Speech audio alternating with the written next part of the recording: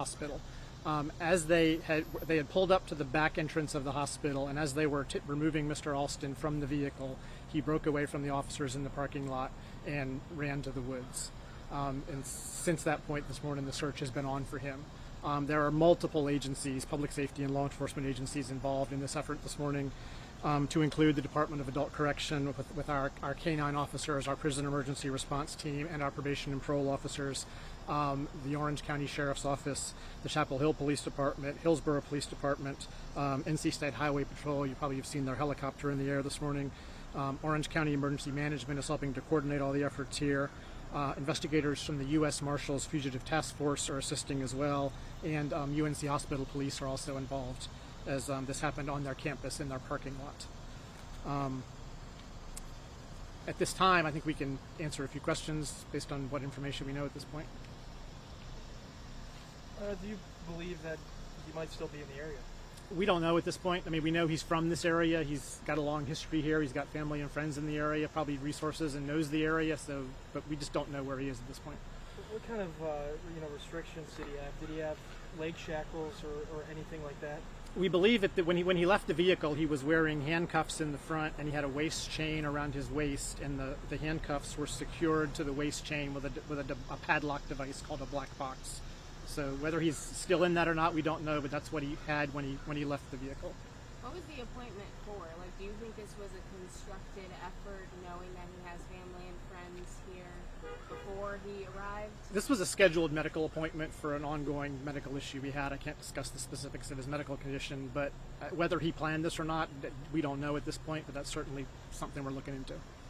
So, I mean, in that same vein a little bit, do you believe there's a chance he might have notified anyone that he was going to do this? It's possible, we just don't know at this point. At what point, I mean, you have a lot of multiple agencies joining in on this effort to search, but are you considering bringing in more? How does the search process kind of go from here?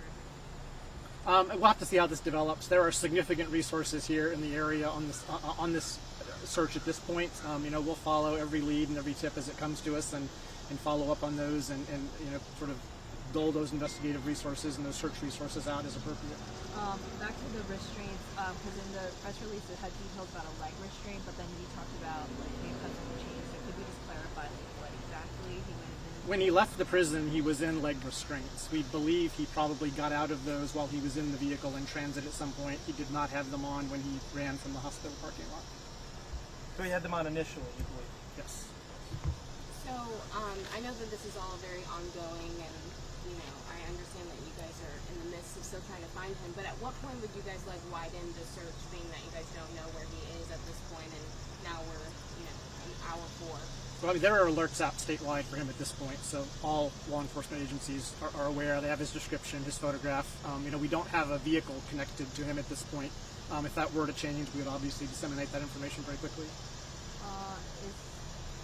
Do you believe that he's a danger right now to people in the public? He's an escaped felon. This is a man who's convicted of first-degree murder. He's got a violent criminal past here in the local area. He's unpredictable. We don't know what he's going to do, so he should certainly probably be considered dangerous. People make rash decisions at a time like this. He's already made one very large rash decision this morning. So just if people see him, they should not approach him. They should notify 911, notify law enforcement, and let the authorities come, pursue those leads. And a little detail, people have been understandably curious about his clothing description. Is it khaki? Is it brown?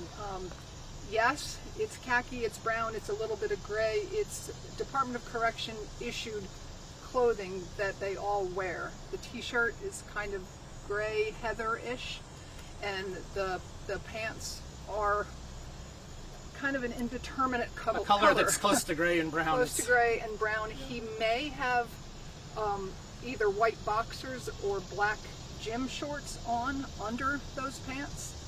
Perhaps he would prefer to not be wearing pants that have been publicly identified. But at this point, until we learn otherwise, the most distinguishing feature is someone running with a belly chain and handcuffs with a black box.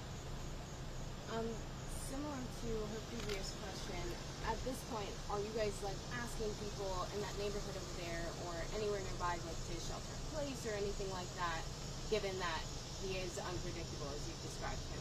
Can you speak to that? What's going on locally? I'll have to get back to you on that. I don't believe we've issued a wide shelter in place. We're trying more to make sure people are aware. Because we don't know where it is specifically he is, it's kind of difficult to ask half a county to shelter in place. But I will try to tighten up an answer for you before our next briefing, which we expect to be in about 2 hours. We want to try to do this regularly, even if there aren't updates, at least to let you know that there are no updates. So.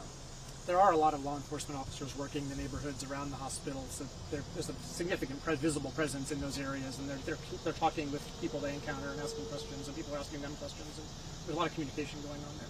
You know, in many ways, this is coordinated like a missing person in that we have a perimeter, we have resources, we deploy them, we track who's been where and what's been searched, then we search that area again.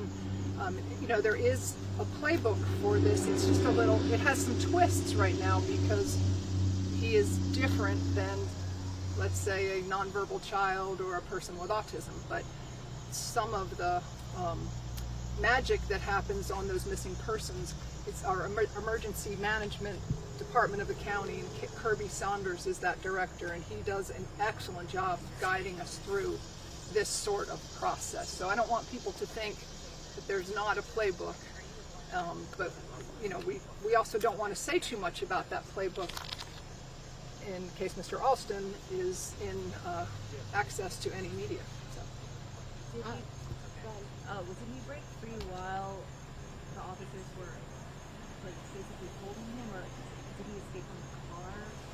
I think as he was coming out of the car, he broke away from the officers and ran. That's the best description I've heard of it. Were they hurt at all? I understand that at least one of them was pushed to the ground, but when I saw them, they did not appear to be injured.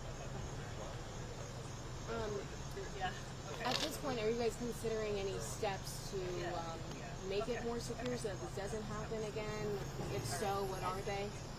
I mean, we'll obviously review all the aspects of this once this is early in the investigation.